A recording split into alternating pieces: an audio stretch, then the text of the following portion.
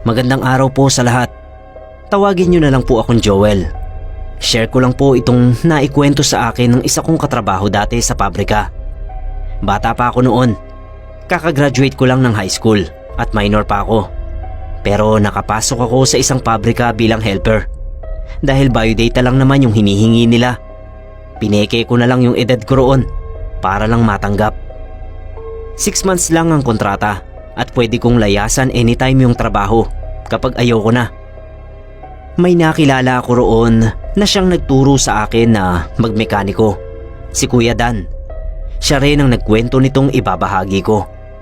Sabi ni Kuya Dan, may isa raw silang supervisor doon na sobrang strikta. Buti na lang daw at hindi siya under noon dahil ibang department siya. Nirereklamo raw yon ng ibang empleyado kasi feeling owner. Isang beses daw, may bagong hire na supervisor din. Since bago pa siya, parang tinetrain lang daw muna. Sinigaw-sigawan daw noong supervisor na tawagin na lang nating Aya. Lagi raw pinapahiya noong Aya yung bagong bisor na yon hanggang sa nag-resign na lang. Sabi pa ni Kuya Dan, noong araw na nag-file ng resignation yung isang bisor, pinaparinggan pa raw ni Aya. Mahina raw ang loob, tapos hindi po pwede sa mga matataas na posisyon kasi madaling sumuko. Back to business ngayon itong si Aya. Mura dito, mura doon. Hanggang isang araw ay matamlay raw. Pumasok pero sa klinik nag-i-stay dahil masama ang pakiramdam. Masakit daw ang tiyan at likod. Pero kapag umuwi daw ay umu-okay din ang pakiramdam. Ilang araw daw na ganoon si Aya. Papasok pero sa klinik lang titigil. Tapos uuwi na lang pero kapag nasa bahay ay magiging ayos din ang pakiramdam. Hanggang sa isang araw, pagpasok daw nitong si Aya ay heto na naman. Masakit na naman ang tiyan pero hindi naman nadudumi. Basta masakit lang daw na parang nagle-labor kasi pati likod ay kasama. Imbis na magpahinga raw sa klinik ay sinugod yung nurse na naka-duty dahil may kung ano raw na pinapaamoy sa kanya kapag nasa klinik, kaya sumasama ang pakiramdam niya. Siyempre tanggi raw ng tanggi yung nurse. Parang nababaliw daw si Aya at kailangan ng awatin kasi mananakit na.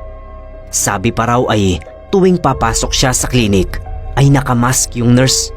Ibig sabihin daw ay may inispray ng lason sa loob ng klinik, kaya siya na walang mask ay naaapektuhan at sumasakit ang tiyan.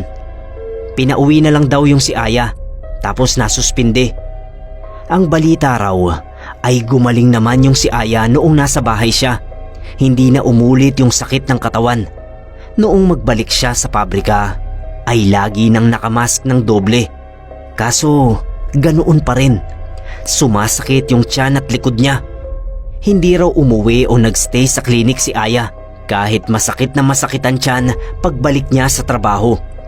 Pero hindi nagtagal, sobrang unbearable na daw yung sakit kaya napasigaw na siya. Noon siya dinala sa ospital. Kaso pagdating sa ospital, magaling na uli siya. Walang mahanap na problema yung mga doktor, kaya albularyo ang kinonsulta. Doon nalaman na kaalitan sa trabaho ang may gawa ng nangyayari sa kanya. Kinukulam daw si Aya. Napagaling naman daw ng albularyo.